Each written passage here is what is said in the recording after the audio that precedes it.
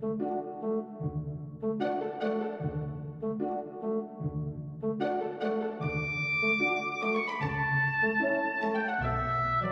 さんこんにちは。鎌倉に住んでいる招き猫のミケです。今回から早速鎌倉の寺社巡りを始めましょう。第1回目のシリーズは北鎌倉地区です。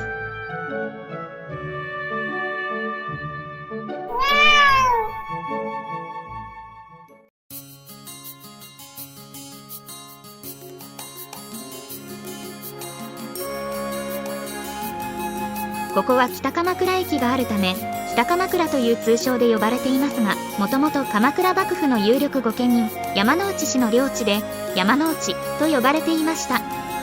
臨済宗のお寺が多い地区で有名なお寺が数多く集まる地区の一つです。鎌倉を代表するお寺、鎌倉五山、第1位の建長寺、第2位円覚寺、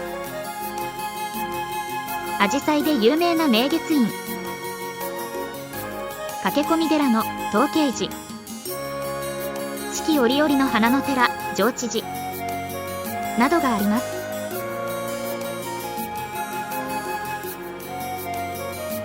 第1回目、最初にご紹介するお寺は建長寺です。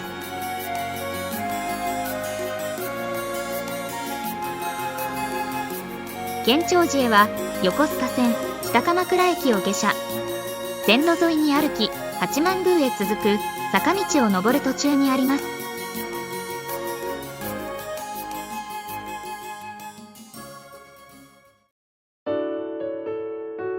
ここが建長寺の外門です。鶴岡八幡宮へ続く坂道の途中にあります。この坂道は小袋坂と呼ばれています。建長寺ができる前はここは地獄谷と呼ばれた処刑場だったそうです。ちょっと怖いですね。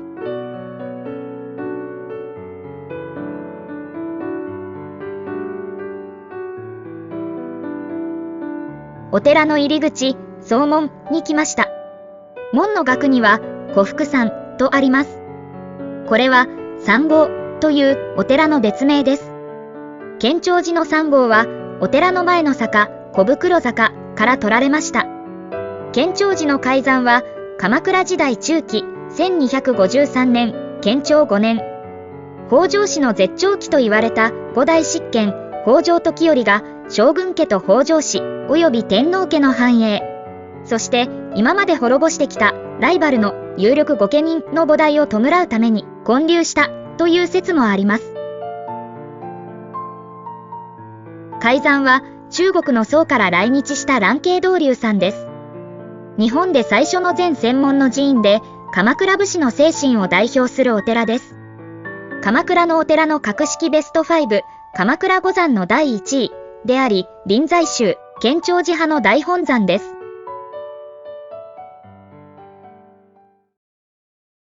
さて、開山の北条時頼さんと建長寺について少し説明しましょう。鎌倉幕府第5代執権北条時頼は幕府発足以来の並み居るライバルを滅ぼして北条独裁を完成させた人です。その権勢は強大で、陳情に来た日蓮上人から国主とまで呼ばれました。それまでは鎌倉幕府は武士の精神の拠り所として禅宗を信仰しましたが、京都に遠慮して禅宗の寺院を作っても天台宗、真言宗など併設でした。そんな中、初めての独立した禅宗専門の寺院がこの建長寺です。まさに武家権力の独立宣言みたいなもので、とっても意義深いお寺なんです。そのため境内は国宝と国重要文化財だらけというすごいお寺です。では境内へ入りましょう。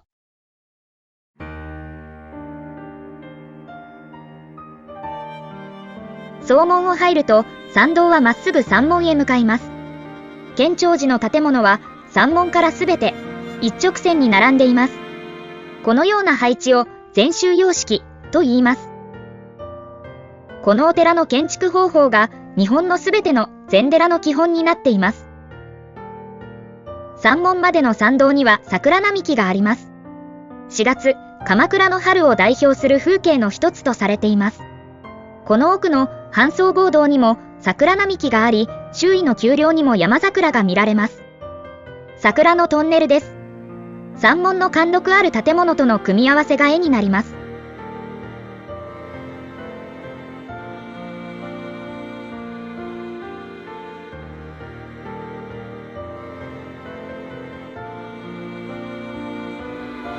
山門、別名、下脱門です。現在の山門は、江戸時代、1775年、開山の和尚、蘭渓道隆さんの500年期にあたり、再建されたものです。とても立派な門で、三県20門としては東日本最大です。国の重要文化財に指定されています。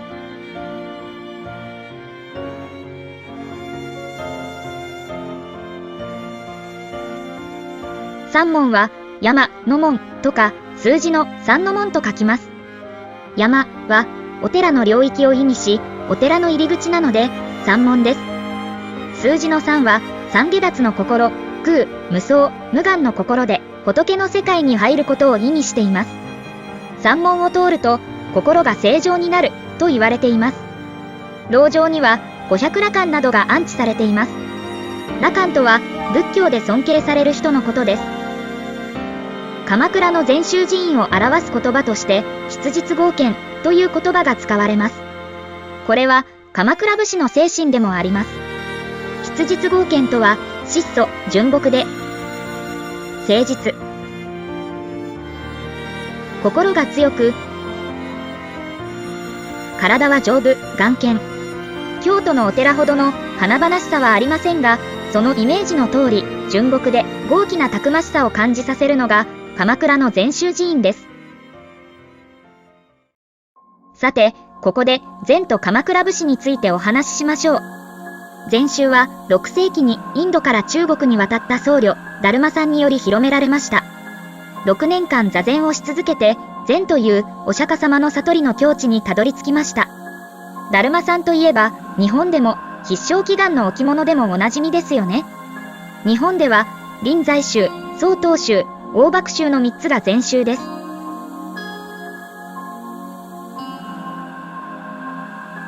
禅宗の基本は、誰にでも、本来、心の内に悟りの心、仏性、または仏心があると考えます。そして、その仏性に至るために、度胸、経典の研究などの言葉に頼らずに、座禅と作務という行いを中心とした行によって、自分を見つめることで仏心に直感的に気づき、下脱をするのが禅宗です。仏心、仏の心とは、自分と他人の境界と距離を超えた神羅万象に共通する心のことを指しています。我欲を捨て、自己と他者、自己と自然、宇宙とがもともと一つである、自己と対象とが一体化していることに気づくことが禅の心です。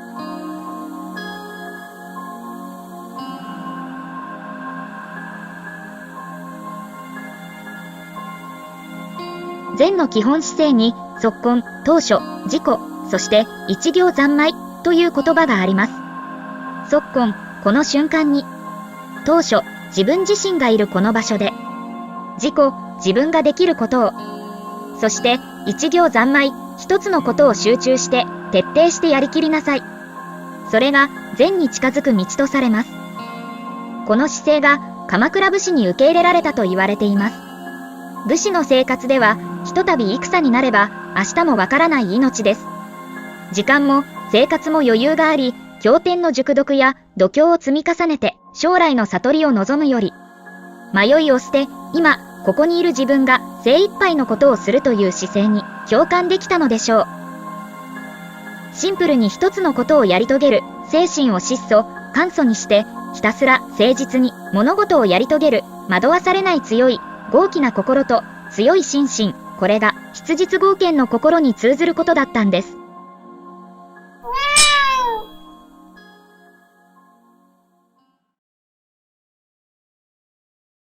そうしてみると、黒木造りの山門は純朴でありながら重厚感を醸し出しています。禅宗ならではの凛とした空気を生み出し、鎌倉武士の思いを映し出しているようですね。さて、建長寺の山門では、7月15日には瀬垣への行事が行われます。地獄の餓鬼道で苦しむ人々に食べ物を与えて供養する法会です。僧侶全員が集まります。建長寺では瀬垣会を行った後で、鎌倉時代の武将梶原景時の号令を弔うためにもう一度瀬垣会を行うのがしきたりになっています。山門の横には国宝の鐘楼があります。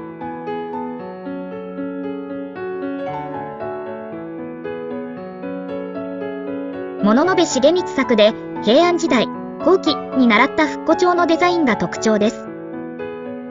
北条時頼の寄進によるもので、蘭渓道流和尚による銘文が彫られています。鎌倉三名勝の一つです。鎌倉には当時の梵鐘が3つ残っていて、三名勝と言われています。建長寺の梵鐘に加えて、一つは大船上楽寺の梵鐘。これは鎌倉最古の鐘です。もう一つは円覚寺の梵鐘。物部国光作で国宝です。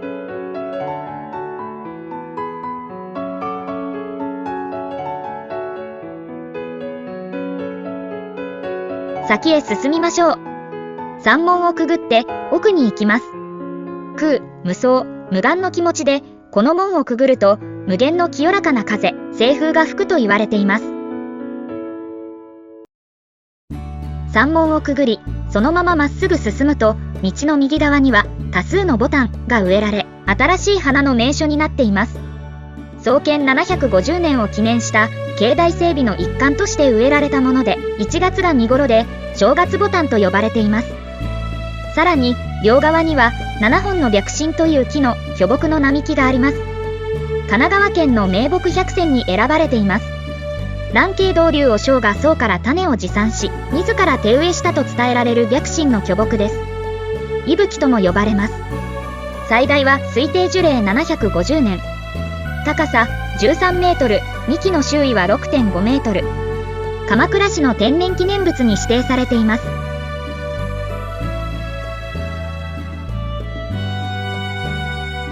仏殿です。現在の仏殿は4代目の建物です。江戸時代の1647年、正保4年、徳川家の菩提寺である芝の増上寺にあった徳川二代将軍秀忠夫人崇伝院の御霊屋が移築されたものです。国の重要文化財です。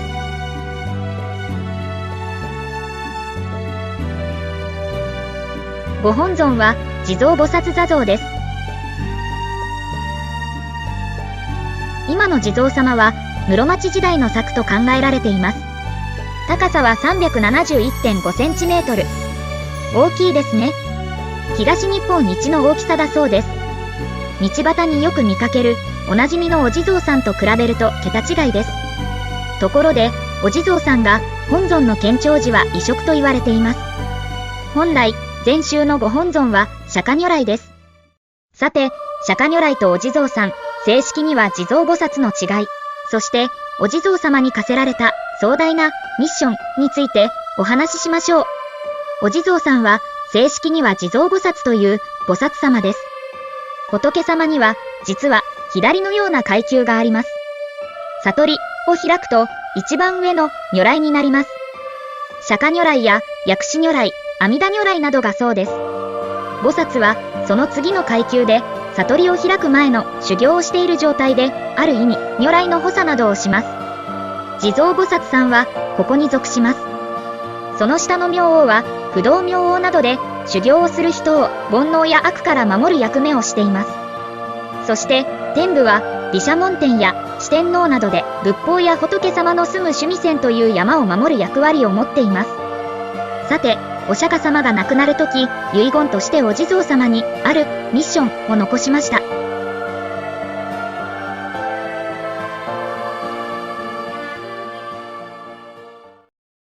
そのミッションとは、六道で苦しむ人々を救うということです。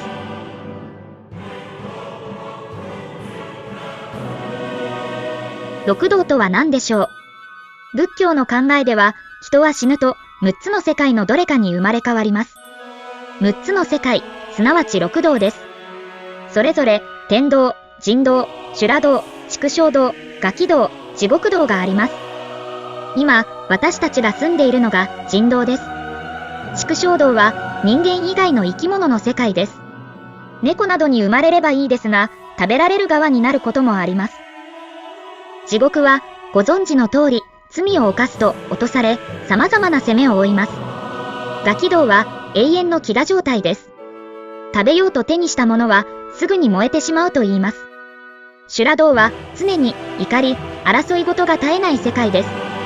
良い行いをして天道に生まれ変わっても、いずれは寿命が来て、またどこかの道に生まれ変わり、これが永遠繰り返されます。これを輪廻転生と言います。ここから逃れる術はないのでしょうか。実は2つだけあります。その1つが悟りを開くことです。仏教、つまりお釈迦様の教えはそのためのものです。しかし、お釈迦様は自分が亡くなると、だんだんその教えの本当の意味が正しく伝わらなくなると思いました。そこで、修行中のお地蔵さんに、この六道で苦しむ人々を救ってくれるよう頼んだのです。その任務は、56億7000万年も続きます。実は、56億7000万年後に、弥勒菩薩が如来となり、すべての人々を悟りに導き、救う、とも言われています。お地蔵さんは、それまで6つの世界を行き来し、多くの人々を救うのです。如来様は、悟りを開く手伝いをしますが、現実社会で我々を直接救ってくれる役割をするのがお地蔵様です。つまり、お地蔵さんは我々の日常の味方でスーパーマンみたいな存在なんです。ですから、至るところに祀られているんですね。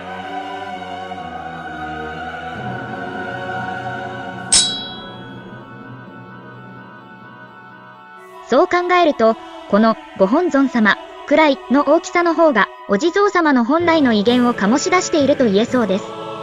手に持っている杖は、鬼と戦うアイテムでもあり、意外と武闘派の一面もあります。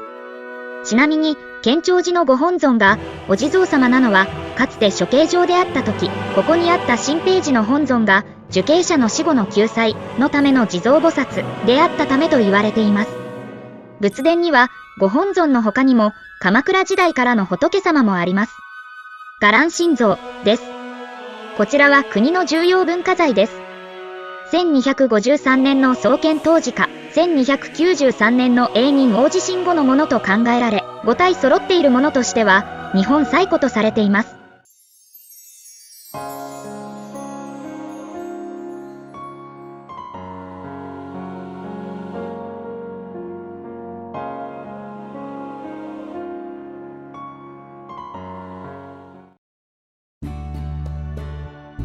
仏殿の奥に立つのは法堂です。現在の法堂は江戸後期1814年に再建されたもので関東一の大きさです。これも国の重要文化財です。鎌倉で法堂が残されているのは建長寺だけです。本来は住職が説法をする建物ですが、現在は様々な儀式、法要が行われているイベント会場の役割をしています。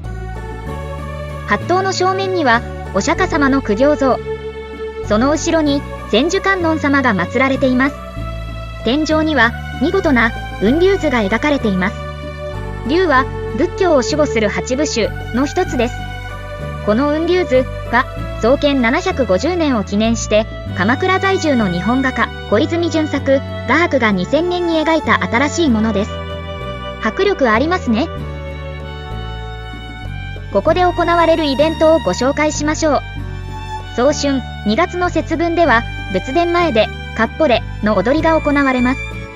かっぽれは大阪の住吉大社が始まりで、江戸時代に鳥羽節のかっぽれのフレーズが加わりました。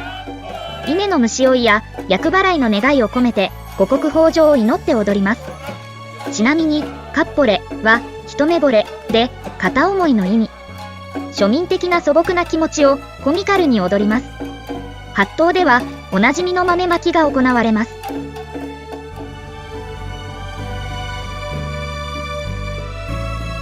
2月15日、涅槃へ。お釈迦様の命日に講堂の前に涅槃図を掲げてお坊さんがお経を読みます。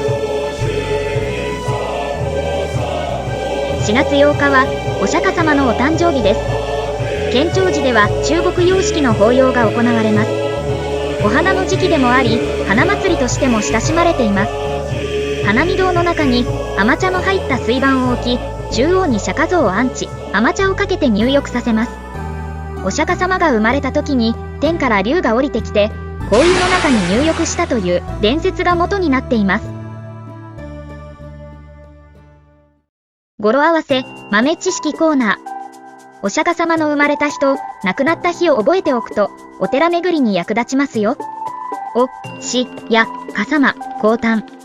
しして涅槃にいこう。生まれた日が4月8日。亡くなった日が2月15日です。夏。7月23日と24日の2日間は開山期です。23日に開山蘭渓道隆さんの像が古紙に乗せられ、仏殿から法堂に移され、法要が行われます。翌24日には早朝からさらに盛大に10万人講瀬垣絵が行われます。お盆の祖先供養も兼ねていて、多くの参拝客が訪れます。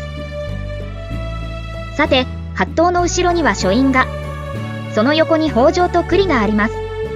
方丈の門は唐門です。この門は徳川家の菩提寺増上寺から1647年に仏殿や清来庵、中門とともに移築されたものです。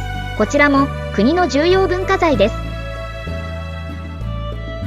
平成23年に保存修理が完了し、きらびやかな姿が復元され、見応えがあります。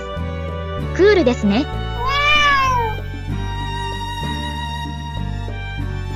方丈と書院の間の道を行くと庫裏の入り口です。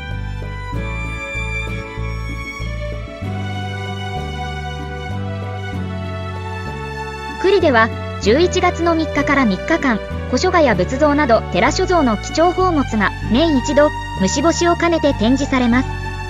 方丈や庫裏の特月楼などに展示されます。主な展示物を紹介します。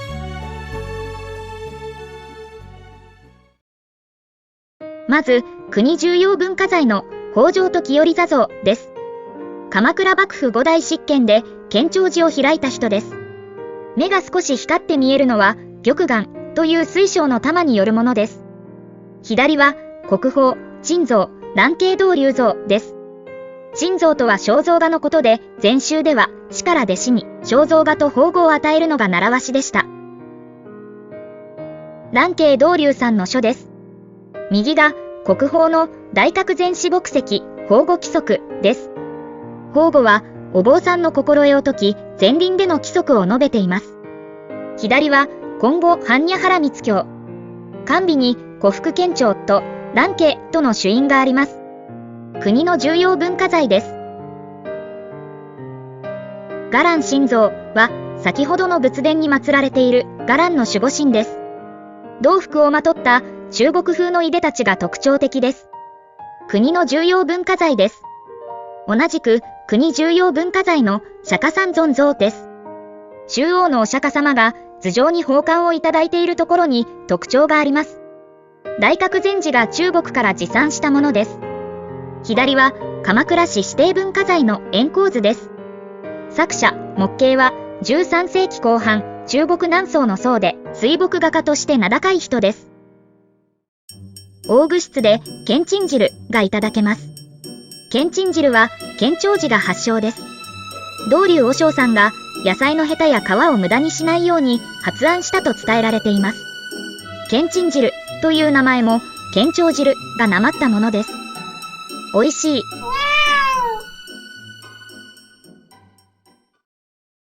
さて、方丈の奥に行きましょう。方丈は本来お寺の和尚さんの居間です。現在の建物は関東大震災の後に京都のお寺から移築されたもので龍王殿と呼ばれています。建物自体は1732年江戸享保年間のもので重厚感があります。現在では各種儀式、コンサートなどの催しに使用されています。方丈の裏には綺麗な庭園があります。ここで一休み。中央の池金ペチを中心とした庭園は蘭渓道隆さんの設計と言われ、国指定名勝です。日本の禅宗庭園の原型になりました。この池は別名心寺池と呼ばれ、かつては心という漢字をかたどったものでした。またこの池には主の龍が住むとの伝説もあり神秘的です。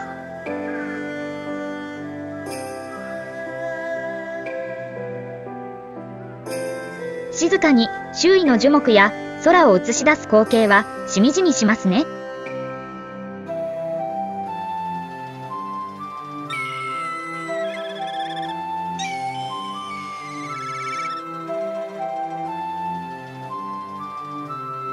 さて、方丈を出て奥に進みます。ここから奥の建長寺の境内はまるで一つの山村のようです。山道が続き、ところどころに小さな家があります。この先の半僧坊はかつて参拝客で栄えたところで、関東大震災前にはなんと参拝客のためのお休み茶屋が12、3軒もあったそうです。狛犬さんを入ると半僧坊の参道です。この道も桜の名所です。この先の山のてっぺんに半僧坊があります。参道は遥か山頂まで続きます。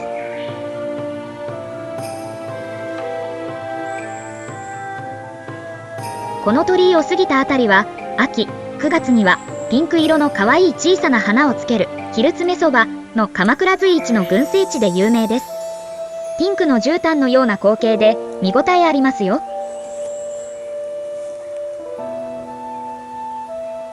さて、参道はここからかなりハードなつづら折れの石段になります。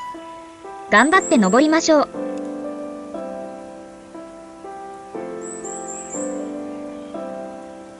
石段のところどころには天狗様の像が建てられています。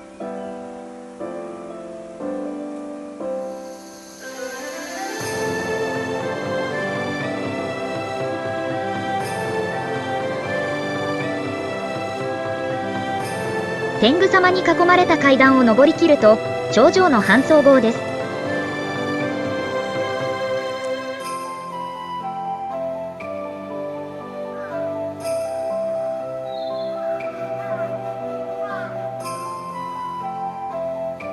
さあ、とうとう山頂の半僧坊まで来ました。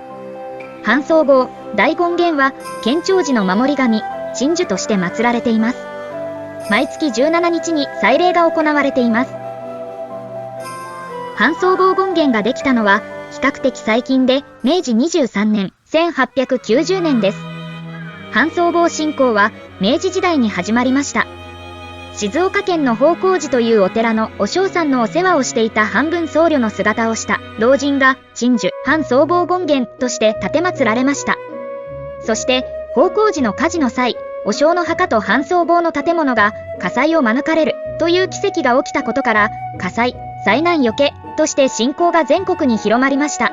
そして当時の建長寺のお尚さんの夢枕に天狗に似た半僧坊権現が立ち、建長寺でも寺の守護として祀られたのです。半僧坊からの眺めは圧巻です。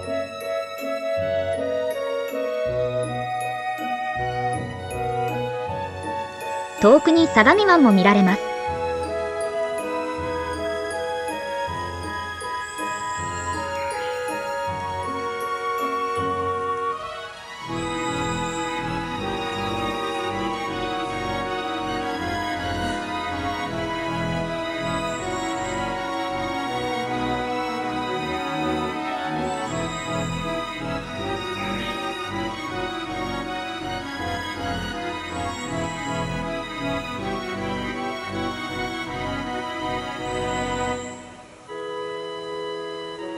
ここから先は天苑ハイキングコースにつながります。